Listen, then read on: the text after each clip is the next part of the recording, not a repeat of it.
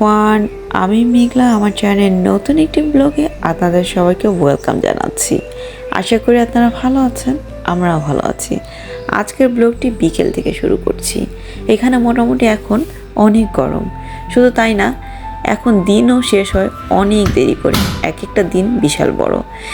আর ব্যস্ততায় ছড়িয়ে গিয়েছে আমাদের জীবন। অনেকেই কমেন্ট করছেন, আপু নিয়মিত ব্লগ কেন দিচ্ছেন না?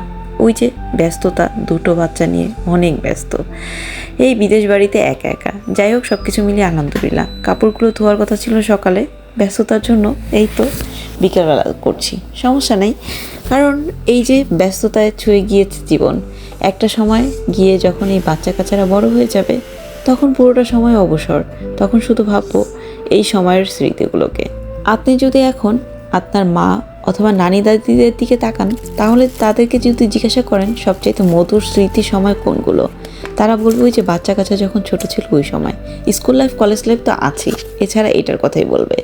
অথচ এই লাইফটাই কিন্তু এখন আমরা পার করছি, অনেক বেশি কষ্ট হচ্ছে, কিন্তু এটাই একটা মধুর স্মৃতির সময় হিসাবে। যখন আমি বুড়ো হয়ে যাব বা আমার বাচ্চা কাচ্চারা বড় হয়ে যাবে, স্কুল কলেজ শেষ করে ফেলবে, তখন আমার ঘর দুয়ার সব কিছু পরিপাটি থাকবে, অগোছানো থাকবে না। ওই যে একবার করলে ওইটা সবসময় গোছানো থাকবে, এক সপ্তাহে হয়তো বা নাড়াচাড়া লাগবে না। এই সময়গুলোকেই ওই সময় আমি বসে বসে মিস করব। তাই যতই এখন কষ্ট হোক না কেন, সব কিছু মিলে আলহামদুলিল্লাহ। তো এখন যেহেতু বিকেলবেলা, তো ভাবছিলাম যে মালটাগুলো বেশ কিছুদিন থাকলে নষ্ট হয়ে যায়, তো ভাবলাম সবগুলোকে জুস করে ফেলি। কোনো ধরনের পানি মিশাইনি, একদমই সিম্পলভাবে তৈরি করেছি। এখানে যেহেতু চিনি দিব না, তো চিনির পরিবর্তে আমি মধু দিয়ে দিলাম, আর ওই তো মালটার জুস। এই তো মিক্স করা হয়ে গিয়েছে। তো আমি বাকি ফলগুলো কেটে নিব। এই স্ট্রবেরিটা বাসায় আনলে মানে 2 দিনের মধ্যেই নষ্ট হয়ে যায়, এরকম একটা অবস্থা। এটাকে আমি কোনোভাবেই কেন জানি সংরক্ষণ করতে পারি না। তো যতবার আমার বাসায় স্ট্রবেরি আনি, ততবারই অর্ধেকের মানে যা আনি তার অর্ধেকের থেকে বেশি ওটা অপচয়ই হয়ে যায়। যাই হোক, আর বাদামগুলো কিনে রেখেছিলাম, তো এগুলোকে আর বক্সিং করা হয়নি। ওই যে বললাম না, মানে এখন চাইলেও হুটহাট করে একটা কাজ করে ফেলা যায় না, ওয়েট করতে হয় বাচ্চারা কখন ঘুমাবে, কখন আমি ফ্রি হব। এই তো, কারণ ছোট বাচ্চাটা তো এখন একদমই ছোট, কোলের বাচ্চা, ওকে নিয়ে এখন সারাক্ষণ টেনশনে থাকা লাগে। একটু একটু হাঁপুড়াতে শিখছে তো, এই কারণে যে পড়ে গেল কিনা। যাই হোক, আমি বাদামগুলো রেখে দিলাম, আর স্ট্রবেরিগুলোকে বেশ কিছু সময় পানিতে ভিজিয়ে রেখেছিলাম। এখন আরও কয়েকবার কিন্তু ধুয়েছি। এখন কাটতে এসে দেখি অর্ধেকের থেকেও খুব কম ভালো আছে, এই একটা অবস্থা। অথচ এনেছি কিন্তু মাত্র কালকে। এই যে একদিনই নষ্ট হয়ে যায়। আর এই কেকটা এত বেশি মজার, চিজ কেক তো অনেক খেয়েছি, বাট এই কেকটার মতন স্বাদ পাইনি। এটা সত্যি ভীষণ মজার। এর আগেও কয়েকটা কেকের ভিডিও দিয়েছিলাম, তো সেগুলো দেখে অনেকে আমাকে জিজ্ঞাসা করছিলেন কোথা থেকে কিনেছি। আমাদের বাসার কাছেই যে ইপারতুসানো যে মার্কেটটা রয়েছে, সেখান থেকেই নেওয়া। এই কেকটাও যদি আপনারা পেয়ে থাকেন আপনাদের আশেপাশের কোনো শপ থেকে, ট্রাই করে দেখতে পারেন, কিন্তু সত্যিই কিন্তু ভীষণই টেস্ট। যাই হোক, বিকেলবেলা এই যে হালকা একটা নাস্তা তৈরি করলাম, মানে তৈরি কি সবই রেডিমেড, একটু গুছিয়ে নিলাম। গুছিয়ে যে কোনো জিনিস খেতে না একটা অন্যরকম ভালো লাগা কাজ করে। তো আমি একটু বারান্দায় গিয়ে খাচ্ছিলাম, কারণ আমার কাছে প্রকৃতি অনেক বেশি ভালো লাগে। আর সব থেকে মজার কথা কি জানেন, দেখতে দেখতে আমাদের ছোটো বাবুটার আজকে 4 মাস হয়েছে। মাশাআল্লাহ, 3 মাস শেষ, 4 মাসে পড়েছে। যাই হোক, ওটার জন্য একটু ছোটোখাটো কিছু ছবি টবি তুলবো, এজন্য প্ল্যান আছে। আর ওই যে কাপড় চোপড় দিয়েছিলাম, তো সেগুলো হয়ে গিয়েছে ধোয়া। এখন এগুলোকে খুব সুন্দর করে আমি রোদে শুকাতে দিতে চলে আসলাম। এর মাঝখানে যে কতবার ছোটো বাচ্চাটার কাছে গিয়েছি। অনেকে হয়তো বা এই যে 24 ঘন্টা একটা দিন, তার মাঝখানে মাত্র ওই যে 7 মিনিট, 8 মিনিট বা 10 মিনিটের একটা ব্লগ দেখে ভাবেন আসলে লাইফটা কত সিম্পল, কত সুন্দর, কত সহজ। আসলে কিন্তু তা নয়। জীবন কিন্তু ছবির মতো নিখুঁত সুন্দর নয়। ওই যে কিছু কিছু সুন্দর মেমোরি হয়তো বা আমরা আপনাদের সাথে শেয়ার করি, আর সেটা দেখেই হয়তো বা আপনারা ভাবেন আমাদের জীবনগুলো কত সহজ। আসলে এই প্রবাসে 2টো বাচ্চা একা হ্যান্ডেল করা এত কঠিন, সেটা আমি কখনো কল্পনা করিনি।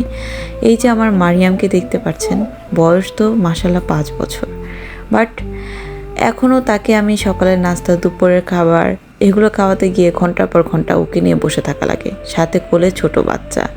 যাই হোক, এগুলোর মাঝখানেও জীবনের আনন্দ, খুশি, কষ্ট সব কিছু নিয়েই জীবন। এই তো ছোট্ট একটু আনন্দ করার জন্য আমরা এখানে ওই যে কাগজ ক্রাফটি করতে ভালো লাগে, বাট ওগুলো করার মতনও টাইম এখন নাই। তারপরেও একটু টাইম বের করে এখানে আমি সুন্দর করে 2 ভাই বোনের জন্য কাগজ কেটে কাউন্ট তৈরি করছিলাম। ওর জন্য করছিলাম বিগ সিস্টার, আর বেবিটার জন্য করছিলাম 4 মান্থ লিখে সুন্দর করে করছিলাম। কারণ এই সমস্ত কাজের মাধ্যমে কিন্তু আমি আমার আনন্দ খুঁজে পাই। কারণ আমার এগুলো করতে অনেক বেশি ভালো লাগে। আর এই যে সংসার জীবনের মাঝখানে একটু ছুটি নিয়ে অনেকে অনেক ধরনের কাজ করে, অনেকে মেকআপ করতে পছন্দ করে, অনেকে গার্ডেনিং করতে পছন্দ করে, আর আমার কাগজ কাটাকাটি, রং পেন্সিল দিয়ে এটা সেটা করতে বা সেলাই করতে, এগুলো করতে ভালো লাগে। আসলে পৃথিবীতে এক একটা মানুষের এক একটা জিনিস ভালো লাগে, তার ব্যতিক্রম কিন্তু আমিও নই। আমার একটা জিনিস ভালো লাগে না, সেটা মানুষের সাথে অযথা বেশি গল্প করা বা কাউকে নিয়ে গসিপ করা। আমার ভালো লাগে এই টাইমটাতে আমি নিজে কিছু করি।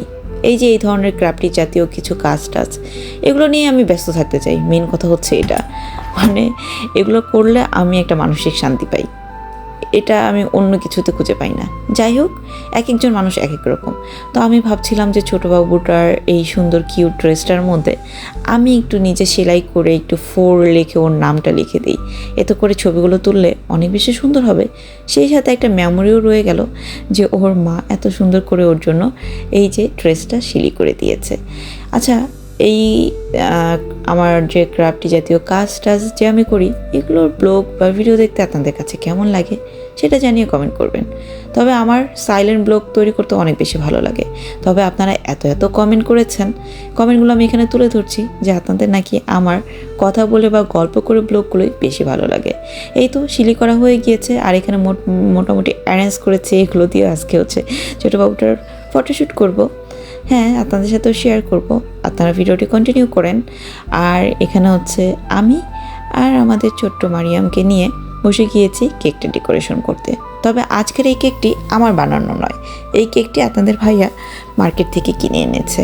তো আমি ভাবলাম এটাকে একটু সুন্দর করে ডেকোরেশন করা যাক। এই যে এখানে আমি চকলেট দিয়ে একটু 4 লিখে নিচ্ছি, আর একটু সুগার স্প্রিঙ্কল দিয়ে একটু কালারফুল করার চেষ্টা করছিলাম। আমি একটা জিনিস লক্ষ্য করেছি, আমাদের ছোট্ট মারিয়ামেরও আমার মতন ক্রাফটি কাজ করতে বা এই যে কেক ডেকোরেশন অথবা প্রকৃতি দেখতে অনেক বেশি পছন্দ করে। আপনারা সবাই ওদের দুজনের জন্য দোয়া করবেন, ছোট্ট বাবুটা আর আমাদের মারিয়াম বাবুর জন্য। জীবনের এই ছোট ছোট মুহূর্তগুলোর মধ্যেই কিন্তু আমাদের আনন্দ লুকিয়ে রয়েছে। এগুলোকেই আমাদের খুঁজে বের করতে হবে, আর এর মাধ্যমেই কিন্তু আমরা বেঁচে থাকতে পারি। সব কিছু মিলিয়ে আলহামদুলিল্লাহ। আপনারা আমাদের এই ছোট্ট দুটো সোনার জন্য অনেক অনেক দোয়া করবেন। You are just starting your journey. Blank pages in your book of life.